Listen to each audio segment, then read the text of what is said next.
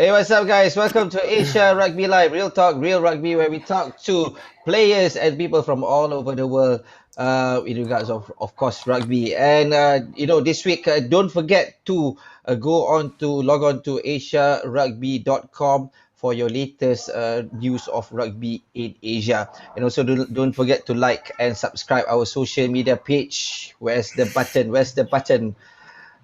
Subscribe, and also don't forget to press on that little bell button so that you can receive notifications from us should there be any new contents in the future. And a few of rugby news for this week. So Asia Rugby continues on a few games that has been played in the past few years. So Asia Rugby is playing that back. So look that out on our Facebook and also social media pages, especially on Facebook. Right, just now we saw the Korean game, and that was an exciting game. I think that was being played 2 years ago. Um, and also on the 23rd of June, it's Olympic Day. Asia Rugby and other unions are celebrating Olympic Day on 23rd of June. That's in 2 days' time. Of course, on the 27th of July, we were supposed to watch rugby sevens in the Olympics, but that's not happening as the games in the Olympics is being postponed to next year. And fingers crossed, hopefully that will happen next year. And of course, not forgetting Super Rugby Aotearoa that happened yesterday and today. Two games that happened over the weekend. Blues, they managed to win against the Chiefs 24-12, and Crusaders beat the Hurricanes in Wellington 39-25. Last week we had a full guest of women who are the captains of their country, but this week we have a different set of guys, men who are the captains of their countries. So let me introduce you to the first one. We have Dayan from Sri Lanka. Danush, how you been, brother? How's Yeah, I'm how's good, things in bro. Sri Lanka? Yeah, doing good. We are doing our training, individual training only because of this pandemic, we can't do the teamwork, team training. We are doing good in the individuals. Great, great, great. Hopefully, you guys can continue, your individual trainings because we want you to Yeah, be fit after this whole thing is over. We want you to be fit because we yeah, want you to play your hearts out. We want you to play as good as you can. And of course, I think yeah. the guys, Daniel from Indonesia, Daniel Nugroho. Daniel, how are you? How are you? And Hi, Rod. how have you been in Indonesia? Yeah, thank you, Rod. So first of all, actually, I want to say happy birthday to our Indonesian Rugby chairman, Mr. Didik Mukrianto. Thank you for the service and commitment for Indonesian rugby. Yeah, so actually, rugby in Indonesia in general still stopped due to lockdown, but its provinces athlete is doing personal training because next year we have national games in Papua next year.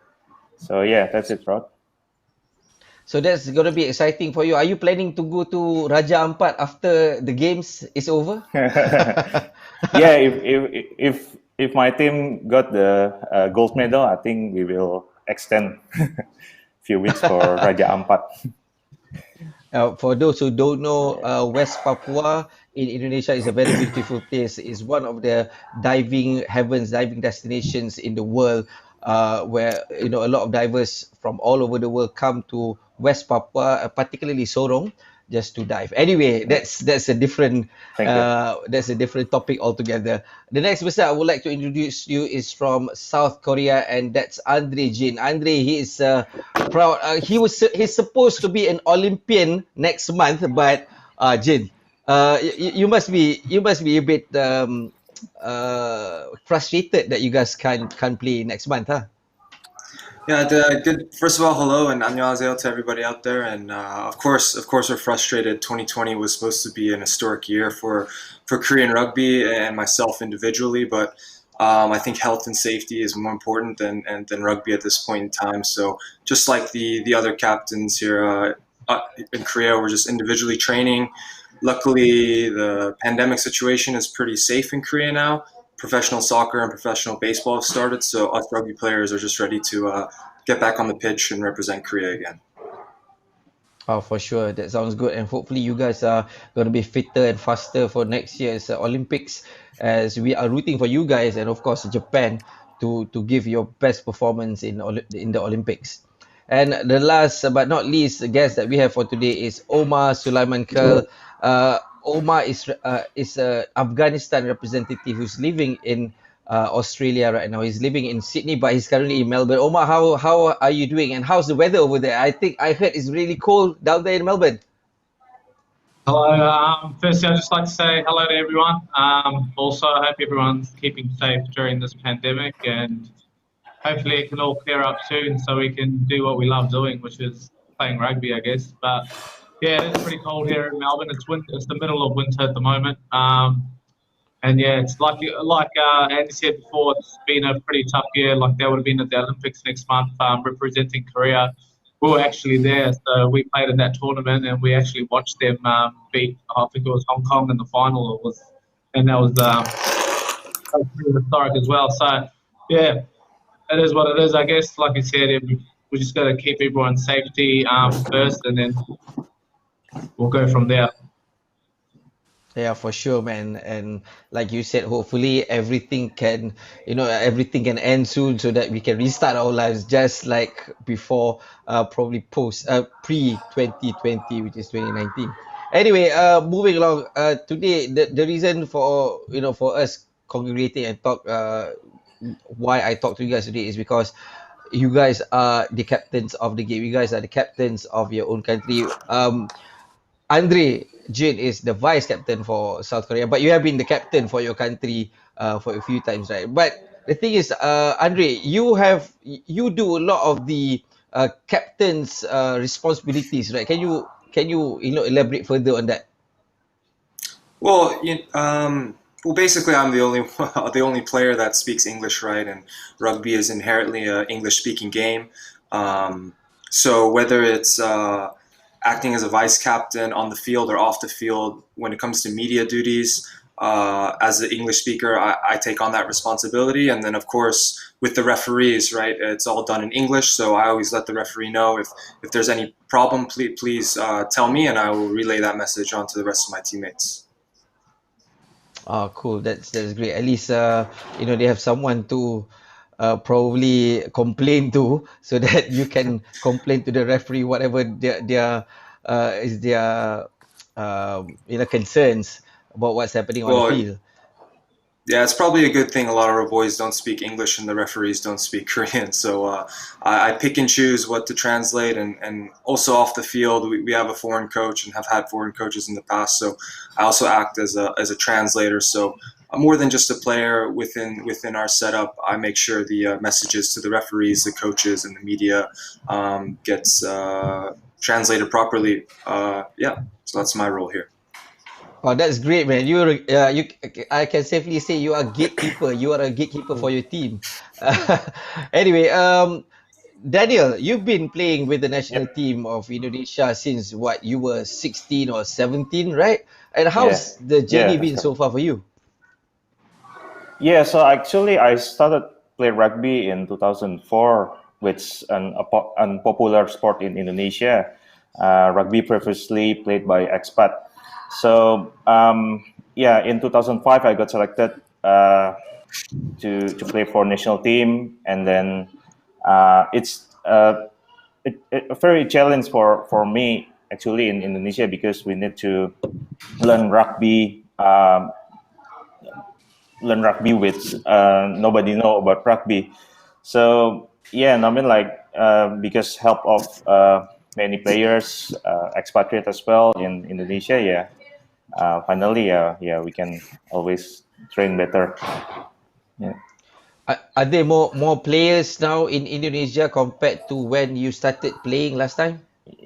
Now in Indonesia we have more players, more kids playing rugby, juniors, and then the senior level. Also the competition the competition in for the senior side very very big. We have Olympic and national games next year. So actually compared to 15 years ago, now rugby in Indonesia is still very growing so fast. Oh, that's great to hear, man. Yeah. Omar, you have been exposed to rugby when you were young, of course, because you were brought up in New Zealand, and of course, New Zealand's number one sport is rugby. It's very hard for someone to hear that a kid has not been exposed to rugby, and but now you play rugby league. So how does that work for you? Oh no, I went to a very big rugby school. So I went to Auckland Boys Grammar School. They're rated as one of the best rugby schools in the world because of how many All Blacks they've produced. So I always grew up playing rugby. I've played overseas in Japan as well. But like I said, nothing's as special as playing for the country that your parents are from and your ancestors. It just brings you back from your roots. So it's very special playing for Afghanistan. I mean, they've come so far in regards to not really knowing much about rugby in the past and probably not being exposed to it like other countries. And with the facilities they have at the moment and the training infrastructure, which isn't really that much of it, well, their boys have trained really well. Like obviously, thanks to their president, Harris, who used to be a player himself, and he stepped into the president role now, and the rest of the staff, which have kept this Afghan seven side together. It's pretty special because, like I said, Afghanistan was probably the latest out of all the countries that play in the Asian tournament. Was probably the later one to be introduced to rugby. So, yeah, it's pretty cool to see rugby being played in so many different countries around the world. And it brings everyone together. Like sport brings people together, makes people love one another. I guess. So, I'm proud to be playing for Afghanistan. To be honest, as much as all the rugby I've played overseas and whatnot, Afghanistan is probably a very proud moment for me. Oh, that's great, man. But for sure, you have your moments of you are confused that you are playing rugby union or rugby league. Have you had that in the past before? No, not so much. Like I said, I grew up playing rugby. I grew up watching rugby league. I spent my whole high school playing rugby union. Then I played professionally. I played NRL with the Warriors and whatnot.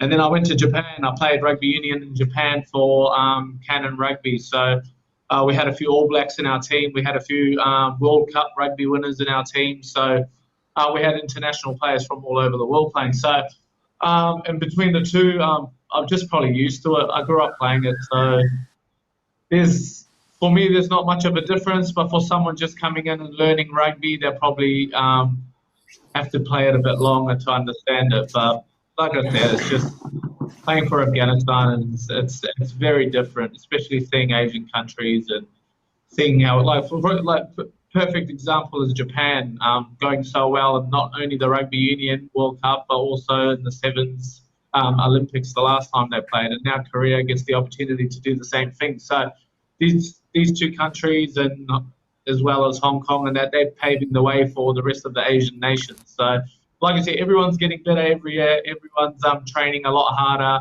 And it's just going to keep getting better and better, and hopefully we get a few more teams in the Olympics in the near future.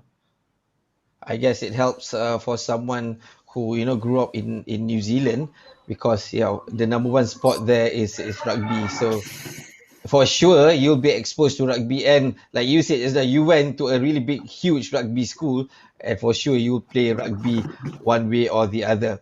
Talking about Danush, how about you? How you got exposed to rugby? You are from Kandy. Kandy is huge on rugby as well, right? And the thing is, for Sri Lanka is the second oldest union in the world. So rugby is kind of huge for you as well.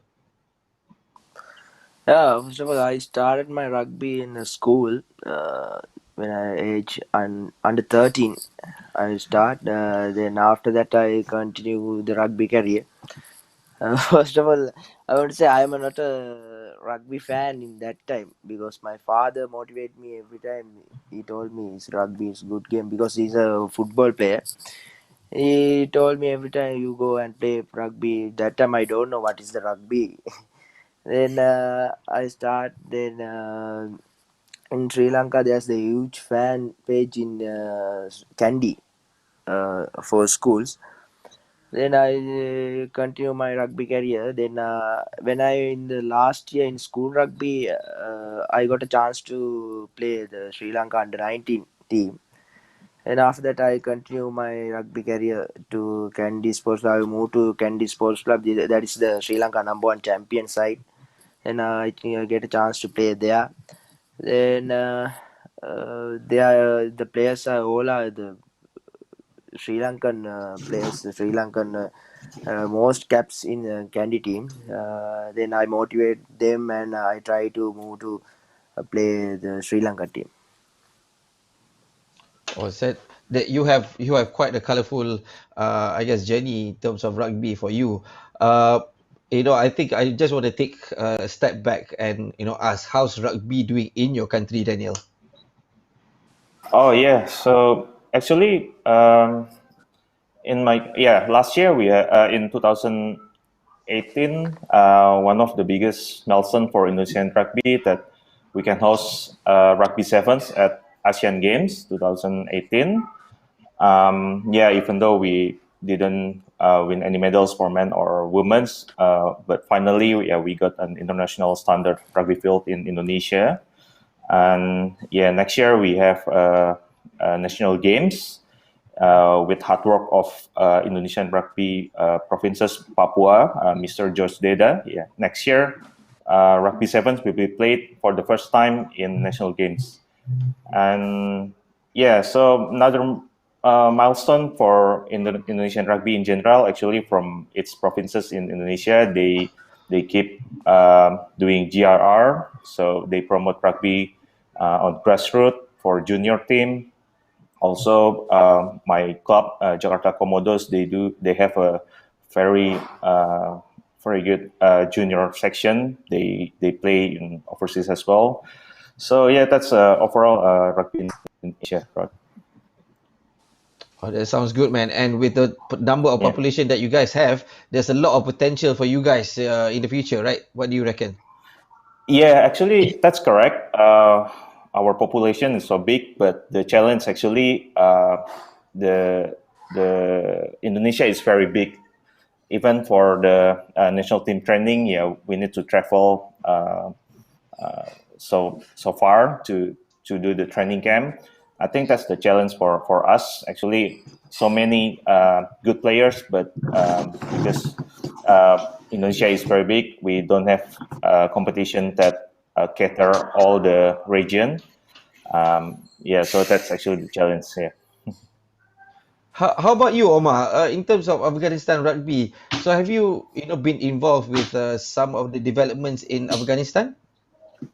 Yeah, well, like they've started so much, so many different clubs now, and they've also started women's rugby over there. So there's been women that have been playing rugby as well. So, like I said, the staff at the moment, the president and the boys that are in Afghanistan at the moment, they've really tried to push rugby into colleges, into schools. So they've got a lot more teams now. They've got a competition in Kabul as well. So yeah, like Hardis, who's the president, he's doing so well in exposing rugby to the rest of the country and trying to get as many people involved. They're doing all the courses and whatnot to understand rugby a lot more. So, as well as the vice president Ajmal, who's also he's actually a surgeon and he owns his own hospital over there as well. So when he's not fixing people, he's helping with the rugby out. So everyone, like I said, everyone's doing so well over there. From where it was a few years ago to where it is now, rugby's just growing so much overseas in Afghanistan, especially. And it's probably paid off because, like I said, Afghanistan a few years ago probably wasn't even winning a game, let alone did they know the rules of rugby. And the last few tournaments that we played, we've actually done very well, and we've pushed good sides. So we just, like I said, everyone's learning, and the more they play and the more they go overseas and play against teams like Japan and whatnot, like they're getting better and better. So, like I said, exposing rugby to everyone, they're naturally athletic, so it's just gonna keep growing. Like I see Afghanistan being a great team in the future. I have more questions for you, but I'll ask after this. Let's go to Andre. Andre, so how's rugby in your country doing right now? It's a very good question. It's a question I ask myself all the time because when I see our boys in the national team or at the university level, the standard of play is very high, and it's one of the reasons why I've stayed in so long in Korea Rugby and not gone to pursue rugby elsewhere. But at the same time, now I think the players have set the bar on the field and proved that last November when we were able to overturn Hong Kong. I think for us now is about improving off the field pathways, high performance, and just the way we do things as a union. We still have very low numbers. We're actually losing high school programs and middle school programs and university programs, and we're now a country that has the weight of Asia on our shoulders. We have to go out and represent Asia Rugby next year, but we also got to not only as a national sevens program figure out what to do to represent well. We also have to figure out what's going on in our own backyard. So I think there's the performances are well, the players are performing well, but I think as a union we need to improve. We need to improve. But the thing is, you guys have improved so much in terms of you guys have qualified to the Olympics, so I think that's a real achievement for the nation, don't you reckon? Yeah, it is an achievement, but you got to look at the context of that. The only times Korea Rugby has ever won an Asian series event or a qualifier event in the last 5-10 years was when we were able to get all our best players and get a proper coach, and that's happened twice. And in 2017, we beat the Japanese team that went to qualify for the World Series in the final in the Asian Series in Incheon. And last year we were able to knock off Hong Kong, who's had a fully professional sevens program for 4 or 5 years. So that just goes to show the immense talent that the boys have. Now it's just about getting that consistency. Can we build a consistent program keep our best players coming to camp, and now we have one of the best coaches in the world in Charles Lowe. We've got a Ferrari. We got to unleash the Ferrari, and he's an incredible resource. We need to use that resource now and take it forward now. We'll get back to the Olympics questions after this. I want to ask Danush, how's the rugby in your country doing, Danush? Yeah, now we are doing only individuals because our coaches are gave us to the individual programs for us. Otherwise, our government didn't give permission for us for the start the practices.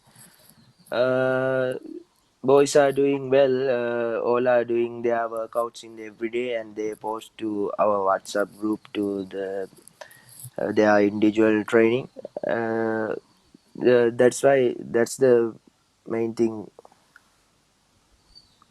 Oh, so a lot of the players are just training at home individually, no Yeah, contract training, no group yeah, training, yeah? no, Yeah, yeah, there's a yeah, lot no of group training. yeah, like a lot of the countries who are experiencing the same thing. Anyway, we have a question from Facebook. Okay, let's see the question. Who is it for? This is early. This is quite early. There's only 2 rounds or 3 rounds of question. Oh, from Fauzia Hussein McCann.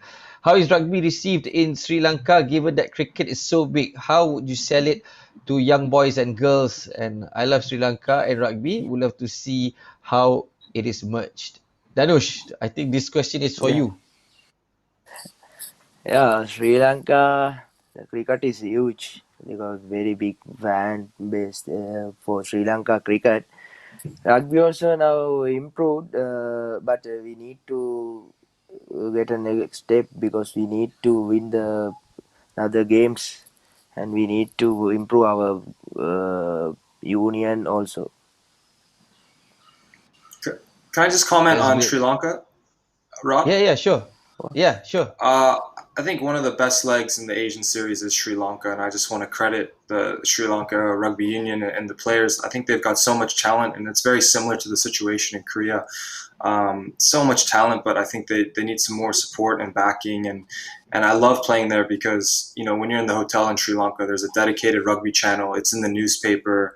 A couple thousand people show up at the racecourse stadium. So the potential there for rugby to explode in Sri Lanka is there, and I really hope for Asia Rugby that they capture that potential soon.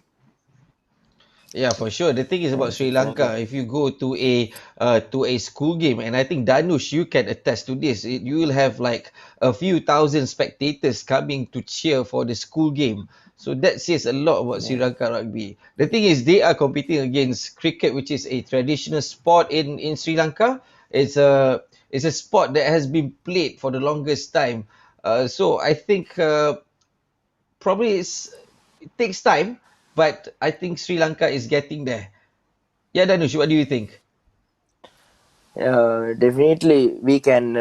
We need to do because the the cricket is the always they got a World Cup, and already they are improved. We need to get at least a Asian medal. Last year in 2018, we missed that opportunity. The semi-final game with Japan. That's the unforgettable memory for me because the only 2 point margin we lost that. But we need to, as a player, as a captain, I need to get improve this for any tournament. We need to improve our domestic rugby. That's the Right. thing. Yeah, probably like you said, the more wins you get, the better, the more famous rugby will be in Sri Lanka. Yes, I would agree to that. Just like Korea, I think Korea would be one of the top sports right now in Korea since you guys are playing in the Olympics. Okay, I'm gonna ask you guys, each and every one of you, about the Olympics. Andre, you'll be the last one to answer. So, Omar, you play in the Olympic qualifiers. So what do you reckon? When you guys played in the Olympic qualifiers, you think that that time Afghanistan had a chance for you guys? Um, know what it is? Like I said, like the boys mentioned earlier, that the boys are such good athletes from all countries. From Korea, like these guys are probably the latest to play rugby, and you got like countries like New Zealand and that who are brought up and they got amazing talent that comes from different island nations like Samoa, New Zealand, Tonga, and all these countries. And it's the biggest sport in New Zealand. Like everyone wants to be an All Black growing up, whereas somewhere like Sri Lanka, Afghanistan now, which is their cricket's gone amazing. They're a top 10 side. Korea's obviously got their baseball, soccer, and all the other sports. So rugby's slowly building up, and Asia is the most populated country in the world. So if the unions and the Asia Rugby and that put some more backing into these kind of teams, especially Afghanistan, like to be honest with you, half the time they don't even have a rugby field to train on. Like we got a group chat together. They train by themselves. They train on the concrete. Before we played the Asian qualifiers, the only training that they could do as a team really it wasn't on a field. So, and like I said, we made the top eight. Obviously, there was 9 teams. We made the top. We did all right against Korea, who ended up winning the comp. We did well against Sri Lanka. It's very hard for a country like Afghanistan or all the other smaller countries at the moment. But like I said, it takes time, and they got to have some backing. Like you can only go so far with what you have, and I think the more effort everyone else puts in, Asia Rugby, World Rugby, the better these Asian teams are going to get, and the harder it is going to be for other countries that are so successful to start beating us. So it's going to take time, but the pathways are there, so we just got to slowly keep going, and hopefully we get to a better stage. There's a lot of optimism there, Mr. Omar. I love that. Daniel, you must be stoked as well because right now there is a chance for rugby in Indonesia to play in the Olympics as well. So what do Yeah. you think of that? What do you think of rugby in the Olympics?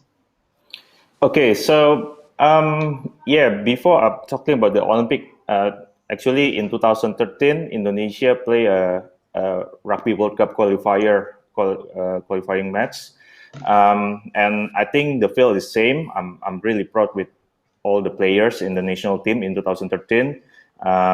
Yeah, we know that Indonesia still in the very low level even in Asia, and it's a bit impossible for us to play in the Rugby World Cup 2015. But all the players, the national team play really, really well, give everything 100% on the game. And then, we beat China in that time.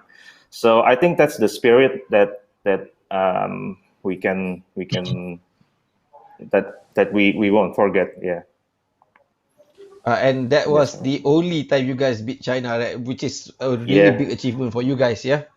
Yeah, that's correct. Yeah, it's gonna be. It was become a big news in Indonesia because other sports code sometimes a bit difficult to beat China national team.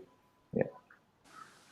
The thing is, if you talk about great achievements, I think Andre can attest, can relate to this because if you look at your profile, you guys finished 2015, 2016, and 2017 third place for Asian Seven Series. But the thing is, you guys managed to defeat Hong Kong to be the to be the champions of the Asian qualifiers for the Olympics. How did you guys do it? What happened? What magic happened? There's I don't believe in magic and I don't believe in destiny or fate. I just believe in hard work and proper preparation, and that a lot of that happens off the field before it even happens on the field. And when we won an Asian series leg in 2017, and there's a guy right now, a picture on screen, Charlie Lowe. He's the master of the whole scheme. But it just took 5 weeks, 6 weeks together with the best players that Korea Rugby has, and we have a lot of talented players, and for the first time ever we brought in a 7 specialist coach. There's no magic formula. It's just get the right man in charge and get the best players that we have available to us. And we have a world-class training facility. The Korean Olympic Training Center is world-class, and rugby now has the ability to use that.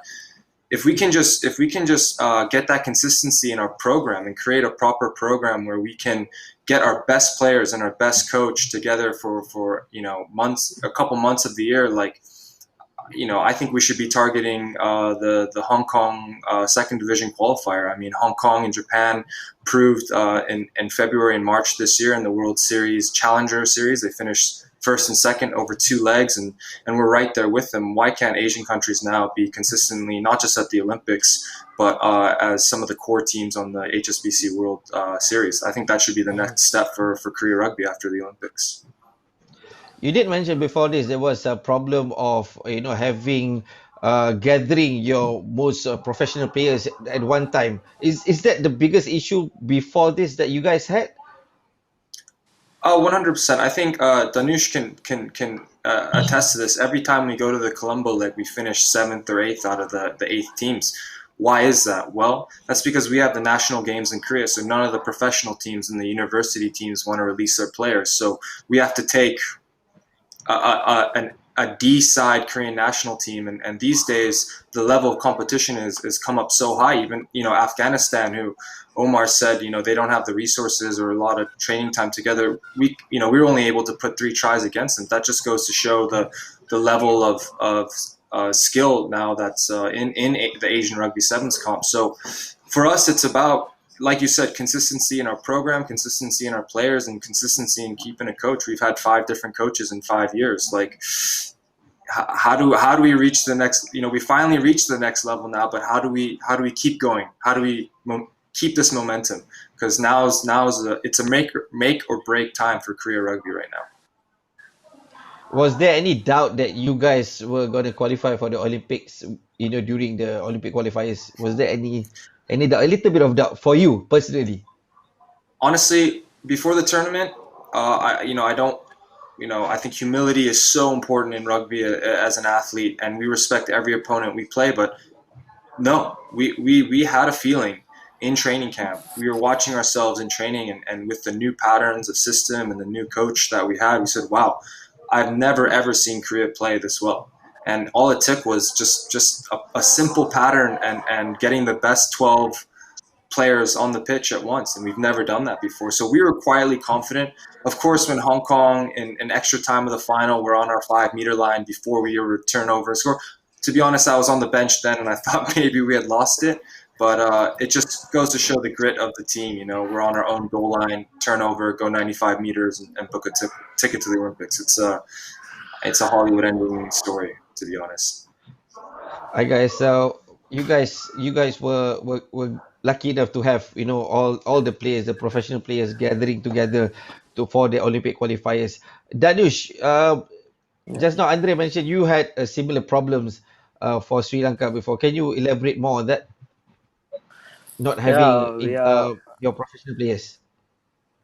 Yeah, because we change the coaches the only 2 3 years every time we're changing the coaches also. And we says like that we are very difficult to continue that same structure. That's the big problem, and that the we need to maintain our players because in the mercantile summers, the franchises tournament, our Sri Lankan national 4 or 5 experienced players was injured that time. That's the main reason for us. We need to maintain a proper squad, and we need to only for sevens. Not we are playing 15 and sevens both in same year. That's very difficult to us because the two different games, sevens and 15s. That's the main problem for us. If we need to focus sevens, we need to proper program, and we need to focus for that only. Interesting when you mentioned about the sevens and 15s, you need to have focus. Omar, what do you think? In terms of sevens and 15s, do we need the players to focus on sevens alone if they play sevens, and they focus on 15s if they play 15s, or they can play both? So, what do you reckon? Uh, for a country like New Zealand, obviously you'll have your players that just focus on sevens, and then you'll have your players that just play 15s. Like because they've got an abundance of players, they've got so many good players. They got the luxury of doing that. I think it's very hard to play the both games. Certain people have obviously done it, but with countries like Afghanistan and the other countries where rugby is slowly building, I think there's only so many players. Like you can't have a squad of 14 amazing sevens players and none of them be able to play rugby union, because then you won't have any players playing rugby union 15s. So for countries slowly building up and coming through the ranks and getting into it and start getting exposure for it, I think it'll be okay to play the both for now, just to get rugby on the map, just to get more people into it. Korea, same thing. I know Korea. I like Korea's head coach, the Korean coach. He played with my older brother in Japan and for Honda. So, like for him, he would have just played 15s for a long time, and now he's coaching their seven side as well. So, I think it just depends on the quality of the country at the moment and how many players they have to do. Because for me, example, I played rugby, but I'll be a lot better than a lot of the Afghan players. My brothers is the same thing. We grew up playing in New Zealand. There's 4 or 5 of us. If we don't have the 4 or 5 of us, I don't think Afghanistan will be in the position they are now, because they just don't have the players for it, and they're just learning. So, and it depends on the country. Like, if you can play both and you can play both well, and it doesn't like overact, then why not? If it's a too big competition, yeah, I don't think you can play for the All Blacks and play for New Zealand Sevens in the same country. It's just very difficult. Yeah, yeah, I would think so. It would be a bit difficult because the two games are a little bit different now. Sevens are it's a faster game, whereas Especially 15s with is the more world technical, circuit. tactical. Yeah, yeah, I was yeah, saying especially exactly. with the world circuit. Like, you can't go and play 10 sevens tournaments, do a full sevens train. The training's very different from sevens to 15s. Like 15s, you have specified players. Locks do their forwards do different kind of training to a sevens player. So like a prop that's playing 15s won't be able to handle the 7-minute game. So For sure, for it's a sure. different game, and if you're a country like New Zealand, Australia, you'll choose one or the other. But smaller countries like Afghanistan, probably even Sri Lanka at the moment, even Korea at the moment, I don't think they'll be able to separate the two. But okay, Andre, what about Korea? Like, do you guys separate the sevens and 15s player, or are there any instances where a player plays both teams, sevens and 15s? No, like Omar just said, and same with Sri Lanka, all the Asian nations, we don't really have. I think Hong Kong and Japan are probably the only nations that have the luxury of specialist 15s or sevens players. But no, we have to play both codes. We only have 1,000 registered rugby players in the country, but luckily, we don't have a lot of domestic games, so we're allowed to clear the fall schedule for the Asian sevens, and we're allowed to clear the spring schedule for the ARC, the Asia Rugby Championship. So we have to find a balance, but one thing I'd like to mention is if you look at if you look 10 years ago, Korea was very competitive when they go on World Series legs with the U.S. and Canada, and look at where they are now in the World Series. And what did those unions do? Well, I played high school rugby in Canada. I played university rugby in America, and at that time they focused on sevens. They went to a full-time sevens program, and that's actually what brought legitimacy to rugby in the country, because it's an Olympic sport, right? So you get the casual fan now saying, hey, look, rugby is an Olympic sport. So I think the best way for Asian nations, and especially Korea, is to focus on the sevens national team. That'll give us legitimacy right away, instant legitimacy. And then I think the 15s can kind of follow that, because sevens takes less players, less resources, and there's already international tournaments put in place. Oh, that's great, And man. less And planning. hopefully, come again? Less planning, yeah. I was saying, and less planning. Like sevens, you go out, you do your 14 minutes, you can train together. Like, whereas rugby, you got to get so technical. Like, you got to be perfect at scrumming, you got to be perfect at lineouts. There's so much smaller parts to a rugby game than there are to a sevens game. So Andre's exactly right. Like, sevens, it's not an easier game by any means, but it's an easier game for people to understand and get into. So it's the perfect stepping stone for people to get into rugby 15. Daniel, the thing is about Indonesia rugby, you can relate to the sevens and 15s because you played both, Yeah, right? yeah. What's your most memorable moments, if you can share with us? Yeah, so memorable best moment for during my captaincy, yeah. Like I have explained before, yeah, we won against China in 2013 in Kuala Lumpur, and other than that, well, so many memorable events that I have so many memorable events. I mean, like one thing, like in 2005, I played seven side in SEA Games in Manila, and we won silver medal. But actually, only two teams compete: Philippines and Indonesia. That was exhibition for SEA Games. So yeah, that's the funny part of my rugby journey.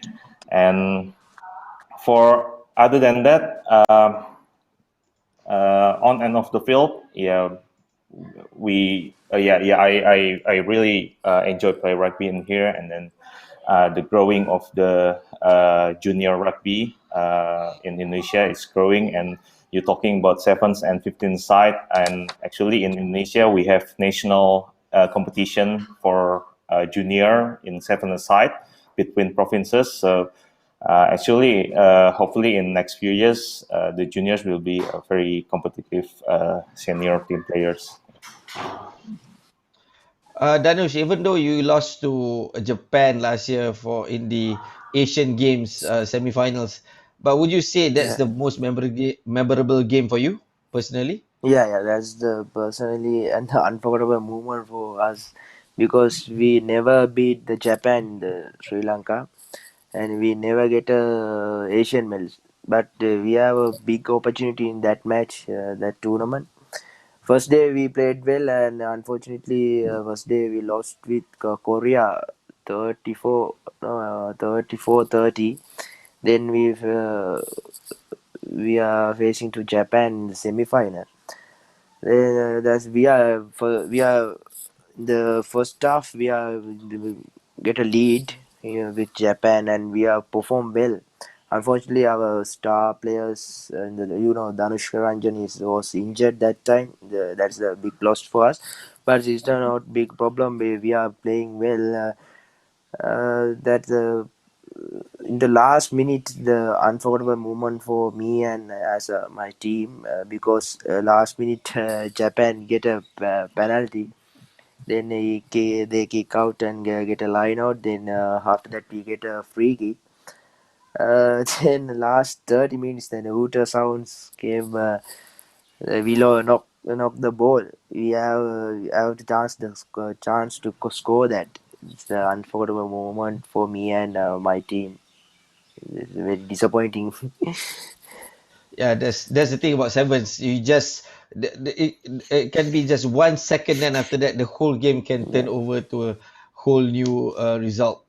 Okay, I Yeah. think last question for today. I want to ask Andre. Andre, next year 2021, the Olympics is scheduled to play for rugby sevens. Are you guys looking forward to play in the Olympics for the first time?